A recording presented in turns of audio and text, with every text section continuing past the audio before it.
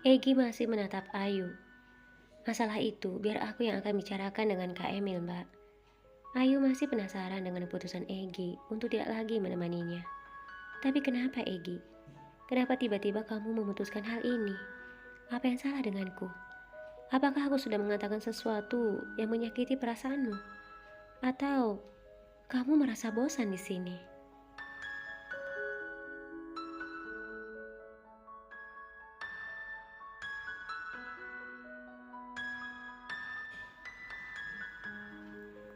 Egi tersenyum sambil menggelengkan kepalanya. Mbak, tentu saja tidak, Mbak. Keputusan apapun yang aku ambil saat ini tidak ada hubungannya dengan Mbak Ayu ataupun di rumah ini. Tetapi mungkin akhir-akhir ini aku akan sibuk bekerja di luar. Jadi aku Perkataan Egi belum selesai.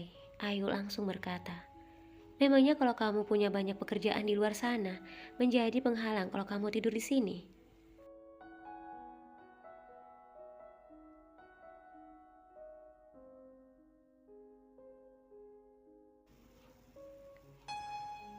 Rasanya Egi semakin gemas mendengar perkataan Ayu. Ya ampun mbak, bukan seperti itu permasalahannya. Jadi ceritanya seperti ini mbak. Bosku ini kan sangat percaya padaku. Dia ingin aku tinggal di bengkel. Karena katanya daripada kosong, lebih baik aku menempatinya. Sebagai karyawan yang baik, aku harus menurutinya kan? Lagi pula kalau dipikir-pikir, bosku itu kan punya anak gadis yang sangat cantik mbak. Siapa tahu aku bisa jadi menantunya, kata Egi.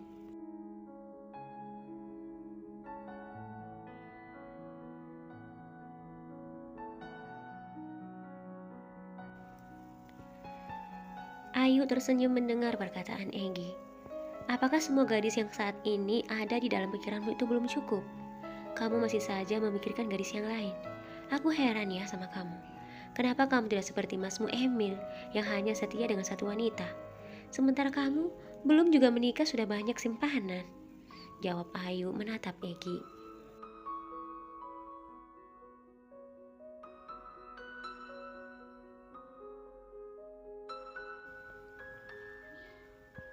Mendengar perkataan Ayu, Egi tertunduk lalu kemudian menatap Ayu. Begini mbak, lebih baik sebelum menikah kita punya banyak simpanan. Daripada setelah menikah, kita mempunyai banyak simpanan. Kasihan istri kita kan mbak? Ayu kemudian berkata dengan sedikit kesal. Tidak ada yang lebih baik Egi. Yang lebih baik itu sebelum dan sudah menikah, hanya setia pada satu wanita.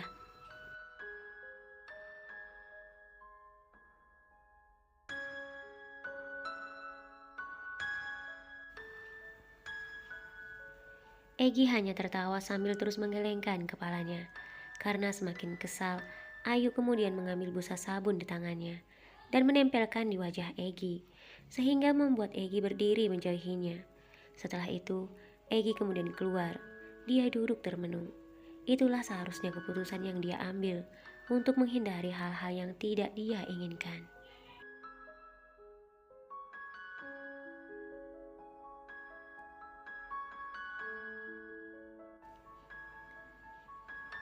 Keesokan harinya, Egi bersiap-siap untuk pergi bekerja di bengkel mobil milik bos yang begitu baik padanya selama ini, yang juga sangat percaya padanya. Ayu kemudian menghampiri Egi. Jadi, malam ini kamu benar-benar tidak akan bermalam di sini lagi, Egi, kata Ayu sambil berdiri di depan Egi yang sedang merapikan tas ranselnya. Egi berdiri tepat di hadapan Ayu lalu menatap Ayu. Iya mbak, jawab Egi.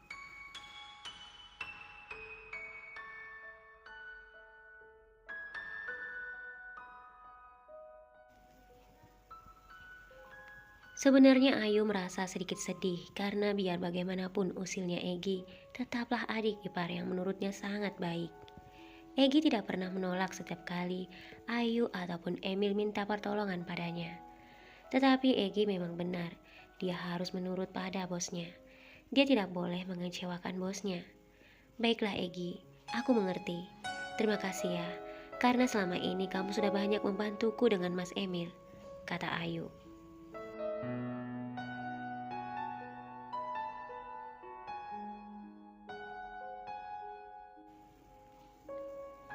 Egi tersenyum sambil mengangguk. Iya mbak, sama-sama. Aku ikhlas kok melakukan semua ini. Biar bagaimanapun, Mas Emil itu kakakku, dan mbak itu adalah mbak iparku. Jadi kapanpun kalian butuh pertolongan, kalian telepon saja aku, jawab Egi sambil menatap Ayu. Saat hendak melangkahkan kaki keluar, tiba-tiba saja Egi menghentikan langkahnya.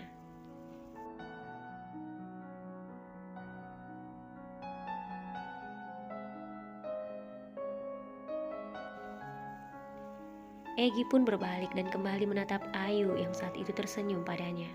Jaga diri baik-baik ya mbak. Semoga mbak dan kakakku Emil selalu bahagia.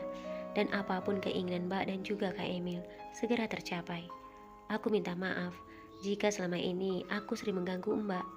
Perkataan Egi itu membuat Ayu tertawa. Egi, apaan sih kamu? Kenapa kamu bicara seperti itu? Memangnya kamu mau pergi kemana?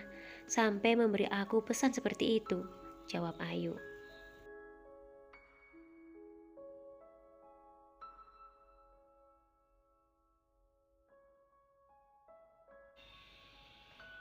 Egi tersenyum terlihat seperti malu sambil menggaruk kepalanya. Ya tidak pergi kemana-mana mbak. Aku hanya mengatakan isi hatiku. Karena aku sayang sama Mbak Ayu dan juga Kak Emil. Ayu tersenyum malu melangkahkan kakinya lebih dekat dengan Egi. Wajah keduanya begitu terlihat dekat. Iya Egi, terima kasih ya. Semoga apa yang kamu doakan untukku dan juga Mas Emil terkabulkan.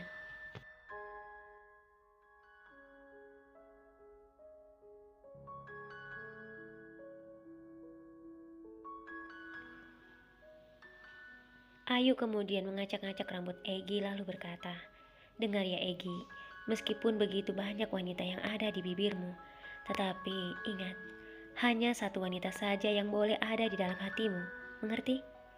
Egi tersenyum menatap Ayu penuh arti.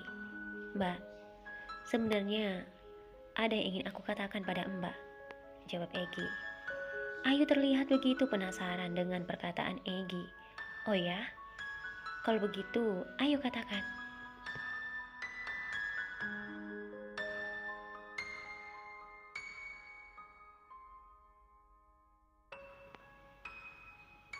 Egi kemudian berkata dengan nada pelan. Sebenarnya, aku merasa benar-benar telah jatuh cinta dengan seorang wanita, Mbak. Dan aku merasa sangat nyaman dengan wanita ini. Tapi sayang, Ayu mengerutkan keningnya. Wah, itu terdengar bagus kalau kamu sudah menemukan wanita yang benar-benar cocok untukmu. Tapi sayang apanya? Jawab Ayu.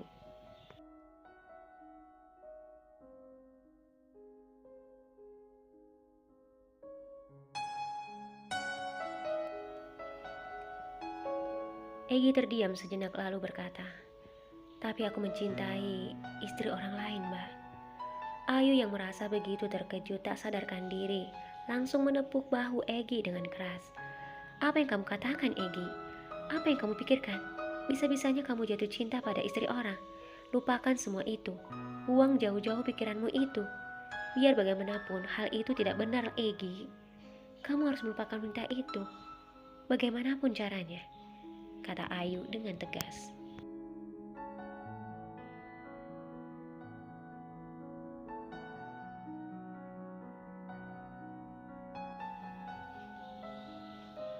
Egi tertunduk dan tak mampu berkata apapun. Tidak lama kemudian, dia mengangguk pelan, lalu melangkah keluar. Disusul oleh Ayu yang terus memperhatikan kepergian Egi. Ada-ada saja anak itu. Bisa-bisanya jatuh cinta pada istri orang. Kalau Mas Emil tahu, pasti Mas Emil sangat marah padanya. Ya Tuhan, apa yang sudah merasuki pikiran Egi? Semoga dia mendengar apa yang kukatakan tadi padanya, agar dia mau melupakan wanita itu. Jika tidak, ini bisa jadi masalah besar, kata Ayu setelah kepergian Egi.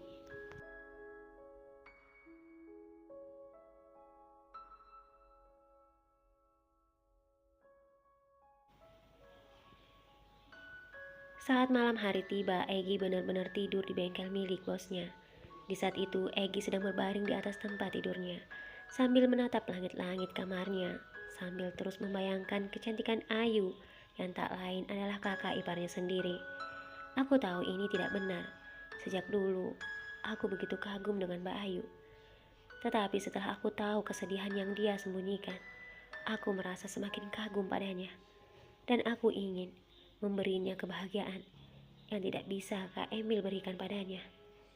Meskipun itu sangat mustahil.